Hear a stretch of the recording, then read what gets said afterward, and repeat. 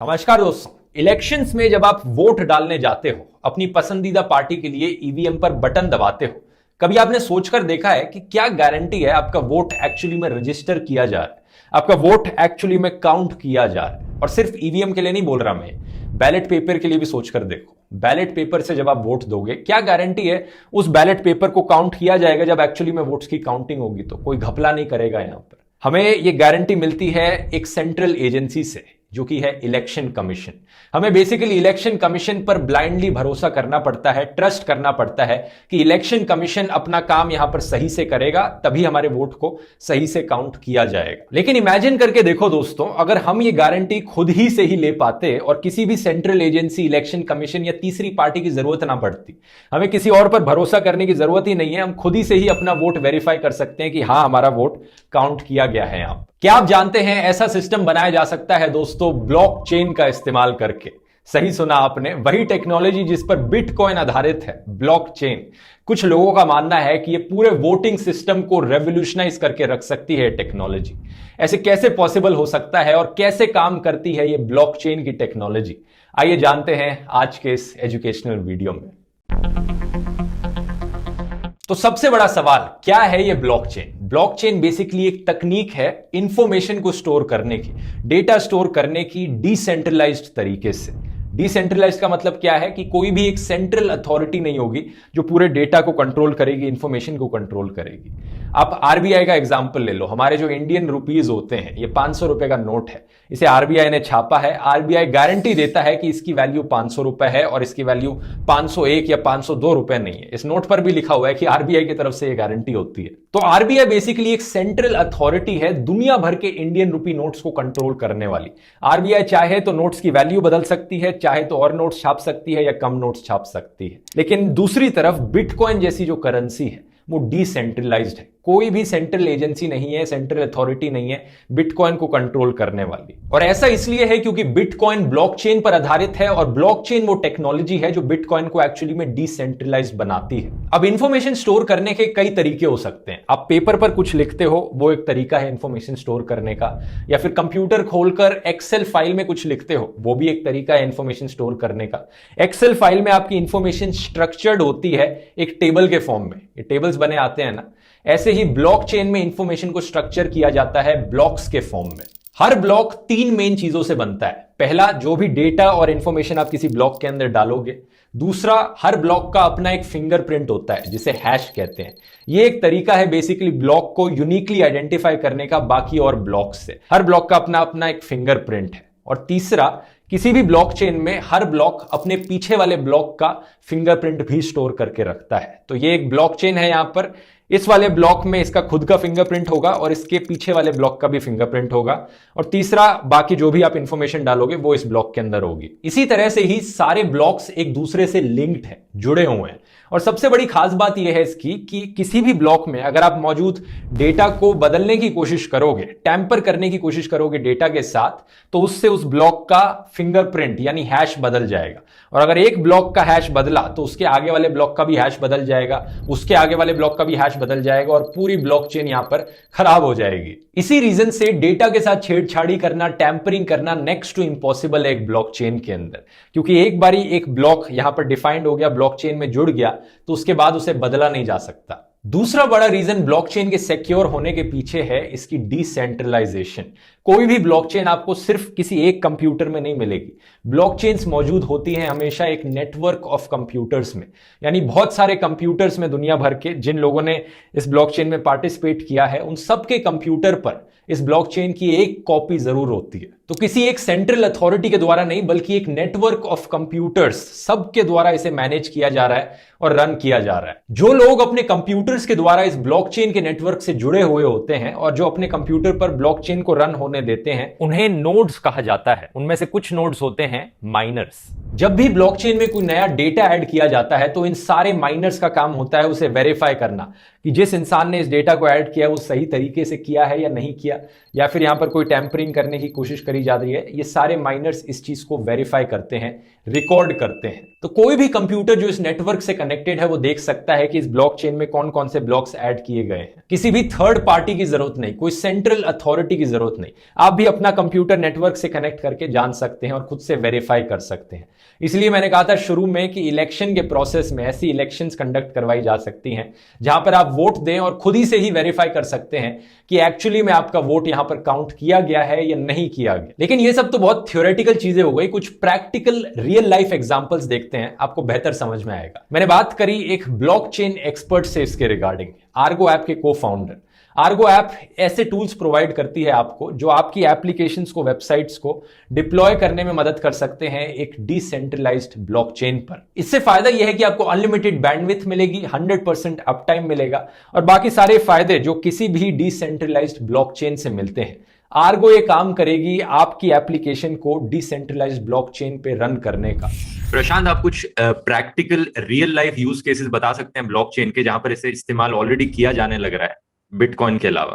तो अगर मैं इंडिया की सिर्फ बात करूं, इंडिया में जो सबसे बड़ा यूज केस दिखता है वो है एजुकेशन सिस्टम में, जहां पे लोग मार्कशीट को फोर्ज करके दिखाते हैं। कई जगह क्या होता है कि आप लोगों को भरोसा नहीं होता है कि सामने वाला बंदा आईएम से पढ़ा हुआ या फिर सामने वाला बंदा आईआईटी से पढ़ा हुआ, राइट। अगर मैं आपसे बोलूं कि मेरे को आप प्रूफ बताओ, तो आपके पास हो सकता है कि आज प्रूफ ना हो अपार्ट फ्रॉम योर सर्टिफिकेट, ठीक है, लेकिन आप डिजिटली प्रूफ भी नहीं कर सकते, अटैच नहीं कर सकते कहीं। तो वहां पे एक सबसे बड़ा यूज केस है और लोग उस पर काम कर रहे हैं। तो मतलब हम अपनी सारी मार्कशीट और सर्टिफिकेट्स ऑनलाइन अपलोड कर सकते हैं और फिर वो बदले नहीं जा सकते, ये फायदा है ब्लॉकचेन। जी हाँ, जी हाँ। और इससे सबसे बड़ा यूज केस ये भी है कि जो मार्कशीट अपलोडर है, लेट्स से कि सीबीएसई इज अ बोर्ड, ठीक है, या फिर यूपी इज अ बोर्ड, और जो भी बोर्ड्स हैं वो बोर्ड डायरेक्टली ब्लॉकचेन यूज करके मार्कशीट अपलोड कर सकते हैं, ताकि कल को क्या हो सकता है, करप्ट कोई इंसान वो इन सारे सीबीएसई या फिर इन सारे बोर्ड्स के अंदर चला गया और वो अगर चाहे तो आपका मार्कशीट भी चेंज कर सकता है। अगर आप बिलीव नहीं करोगे, that is possible today also. लेकिन अगर वो चीज ब्लॉकचेन के थ्रू की गई होती तो it can never be change.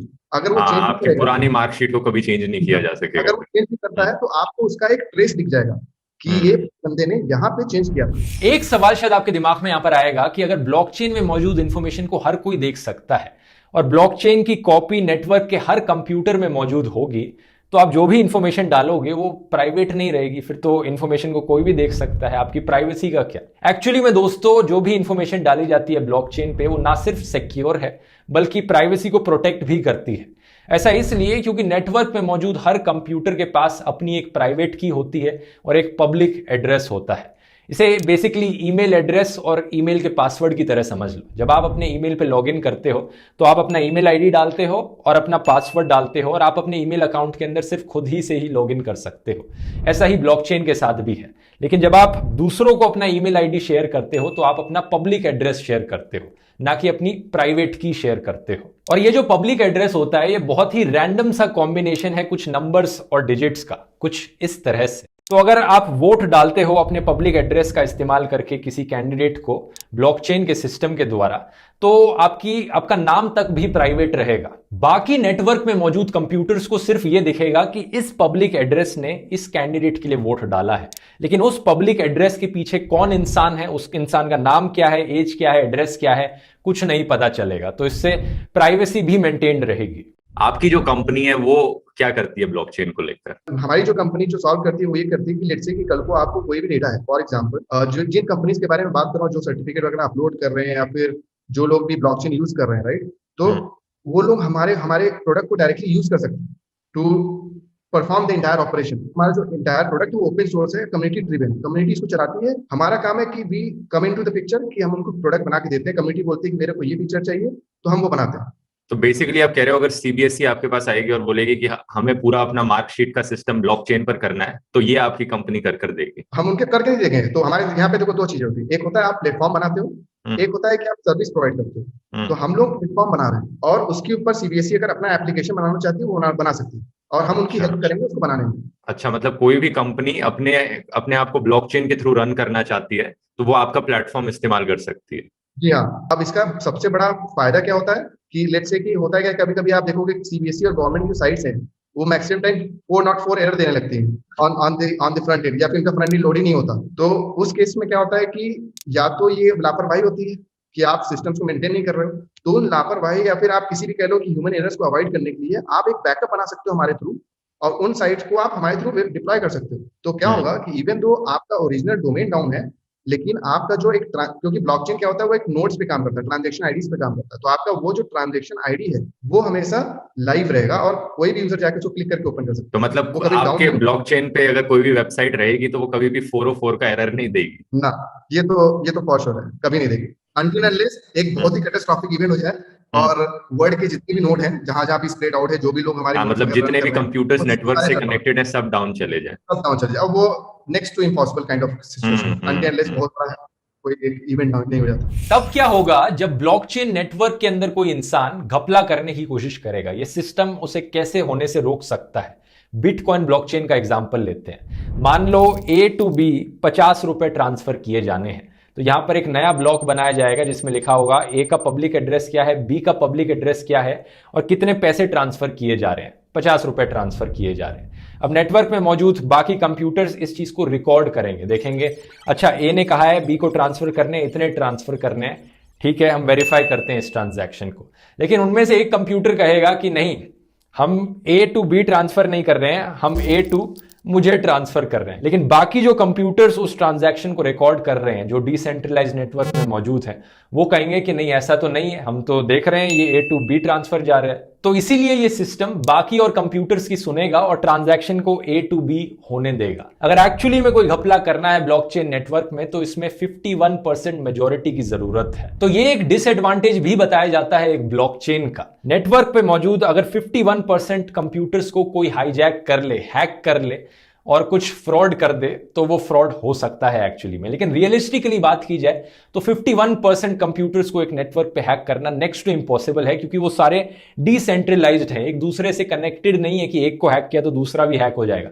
सबको अलग अलग लोकेशन पर जाकर हैक करना पड़ेगा। और एक बड़ी ब्लॉकचेन में जैसे कि बिटकॉइन में, जहां पर दुनिया भर के millions and millions of computers उस ब्लॉकचेन नेटवर्क से कनेक्टेड हैं, वहां तो ये चीज इम्पॉसिबल ही है, क्योंकि कौन इंसान जाकर इन सारे मिलियंस ऑफ कंप्यूटर्स को हैक कर सकता है जो दुनिया भर के कोनों कोनों में मौजूद है। तो जितनी बड़ी एक ब्लॉकचेन बनेगी, जितने ज्यादा कंप्यूटर्स इस नेटवर्क से कनेक्ट होंगे, जितने लोग इस नेटवर्क से कनेक्ट होंगे, उतना ही ज्यादा मुश्किल बनता जाएगा एक ब्लॉकचेन को हैक करना। एक और सवाल शायद आपके दिमाग में आएगा कि ये जो सारे कंप्यूटर्स इस ब्लॉकचेन के नेटवर्क से कनेक्टेड हैं, ये 24 घंटे वेरीफाई करने का काम किए जा रहे हैं कि ये जो नए ब्लॉक्स ब्लॉकचेन में ऐड हो जा रहे हैं, ये इन्हें वेरीफाई करते हैं, अच्छा ये ब्लॉक ठीक है, ये नहीं है यहां पर। लेकिन क्या मिल रहा है इन्हें करके? मतलब मैं अपने कंप्यूटर को क्यों इस काम पर लगाऊंगा कि ये ब्लॉकचेन के नेटवर्क से कनेक्टेड रहे और 24 घंटे यही काम करता रहे, मेरा बिजली का बिल यहां पर ज्यादा आ जाएगा ये करने से, मुझे क्या मिल रहा है कर? इनाम देना पड़ेगा यहां पर कुछ, और इनाम मिलता है दोस्तों। बिटकॉइन की ब्लॉकचेन के केस में ये इनाम बिटकॉइंस ही होते हैं। कुछ थोड़े से बिटकॉइंस मिलते हैं हर उस कंप्यूटर को जो बिटकॉइन के नेटवर्क से कनेक्टेड है, माइन करने लग रहा है बिटकॉइंस को। और अगर कोई भी कंप्यूटर गलत वेरिफिकेशन करता है तो उन्हें पनिश भी किया जाता है, उन्हें पेनल्टी भी लगती है। तो ये एक रिवॉर्ड और पनिशमेंट के बेसिस पे पूरा डिसेंट्रलाइज्ड नेटवर्क काम करता है। अगर कुछ और ऐसे एग्जांपल्स की बात करें जहां पर ब्लॉकचेन को रियल लाइफ में इंप्लीमेंट किया है, तो सबसे शॉकिंग और इंटरेस्टिंग फैक्ट तो ये है दोस्तों कि इलेक्शंस के लिए इसे एक्चुअली में यूज किया जा चुका है। अफ्रीका में एक कंट्री है सिएरा लियोन, वहां पर इलेक्शंस के दौरान ब्लॉकचेन टेक्नोलॉजी का इस्तेमाल किया गया था वोटिंग करते वक्त। लेकिन मैं आपको यह भी बता दूं कि बहुत से एक्सपर्ट्स मानते हैं ब्लॉकचेन टेक्नोलॉजी का इलेक्शंस और वोटिंग के लिए इस्तेमाल किया जाना सही नहीं है। उनके हिसाब से इसके नुकसान ज्यादा हैं, फायदे कम हैं, हैक करने के चांसेस बढ़ जाते हैं। हालांकि ब्लॉकचेन को हैक करना मुश्किल है, लेकिन इंडिविजुअल लेवल पर एक इंसान के फोन को हैक करना इतना मुश्किल ना हो। और ऐसे अटैक्स किए जा सकते हैं जहां पर नेटवर्क स्विच ऑफ किया जाए। तो ये एक्चुअली कोई इतना सिंपल सॉल्यूशन नहीं है, बल्कि एक डिबेट का मुद्दा है। इसे एक्चुअली में कैसे इंप्लीमेंट किया जा सकता है और क्या इसे करना सही भी है या नहीं है। लेकिन कुछ और सेक्टर्स हैं जहां पर ब्लॉकचेन डेफिनेटली बहुत यूजफुल है और ऑलरेडी यूज भी किया जाने लग रहा है। जैसे कि हेल्थ केयर सेक्टर में मेडिकल डेटा को स्टोर करने के लिए ब्लॉकचेन का इस्तेमाल किया जा सकता है, ताकि पेशेंट्स का जो मेडिकल रिकॉर्ड है वो किसी सेंट्रलाइज जगह पर डेटाबेस में ना स्टोर हो, किसी डॉक्टर को जब तक उन्हें जरूरत ना पड़े दिख ना सके, ज्यादा प्राइवेसी मिलेगी पेशेंट्स को और ज्यादा इजीली एक्सेसिबल रहेगा वो डेटा। ट्रेडिंग में भी इसका बहुत अच्छे से इस्तेमाल किया जा सकता है। वी ट्रेड नाम का एक प्लेटफॉर्म है जिसे बहुत लोग ऑलरेडी इस्तेमाल करने लग रहे हैं। जब भी आप कुछ सामान ऑर्डर कराते हो कहीं से और आपको सप्लायर के बारे में ज्यादा पता नहीं है कि कितना रिलायबल सप्लायर है, पता नहीं एक्चुअली में आपको सामान दे पाएगा या नहीं दे पाएगा, और सप्लायर को भी आपके बारे में ज्यादा पता नहीं है कि आप एक्चुअली में पैसे दे पाओगे टाइम पर या नहीं दे पाओगे, तो यहां पर ब्लॉकचेन्स में स्मार्ट कॉन्ट्रैक्ट का इस्तेमाल किया जाता है।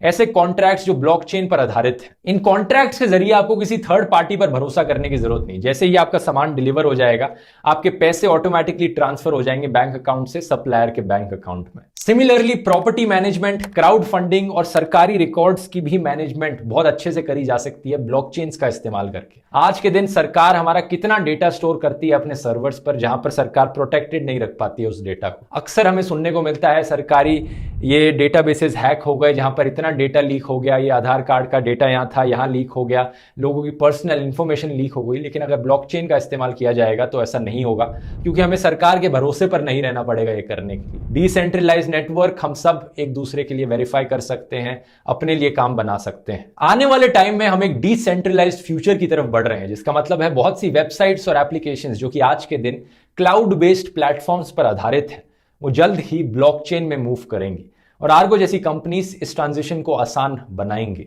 आपको क्या लगता है आने वाले फ्यूचर में क्या पोटेंशियल है ब्लॉकचेन की? मेरे को भरोसा है कि आगे आने वाले 10 से 15 साल बाद आप कोई भी एप्लीकेशन उठाओगे, सोशल मीडिया से ले लो, सेंसरशिप से ले लो, या फिर आप जैसे आप कॉपीराइट का इशू ले लो, वीडियो अपलोड का ले लो, स्ट्रीमिंग प्लेटफॉर्म, कोई भी प्लेटफॉर्म का आप नाम ले लो, वो सारे कंपनीज ब्लॉकचेन उनको यूज करना ही पड़ेगा, क्योंकि आज का जो यूजर है वो अब ज्यादा ट्रस्ट और बिलीफ फैक्टर पे बिलीव ज्यादा करता है, और वो उन कंपनीज पे ज्यादा जाना पसंद करता है जो अपने चीजों को ओपन रखते हैं, ना कि इसको क्लोज करके और अपने अकॉर्डिंगली इसको मॉडिफाई करके और यूज करते हैं। इसी रीजन से कुछ लोगों का मानना है कि ब्लॉकचेन्स रेवोल्यूशनाइज करके रख सकती हैं दुनिया को, जैसे इंटरनेट ने इतिहास बदल के रख दिया। आज के दिन हम इंटरनेट के बिना जिंदगी इमेजिन नहीं कर सकते। ऐसे ही कुछ लोग कहते हैं कि आने वाले टाइम में ब्लॉकचेन्स के बिना जिंदगी इमेजिन करना मुश्किल हो जाएगा। देखते हैं आने वाले टाइम में इसे कैसे इस्तेमाल किया जाएगा, और उम्मीद करता हूं आपको वीडियो इंफॉर्मेटिव लगा होगा। आर्गो का लिंक नीचे आपको डिस्क्रिप्शन में मिल जाएगा, जरूर जाकर चेकआउट करिए और मिलते हैं अगले वीडियो में।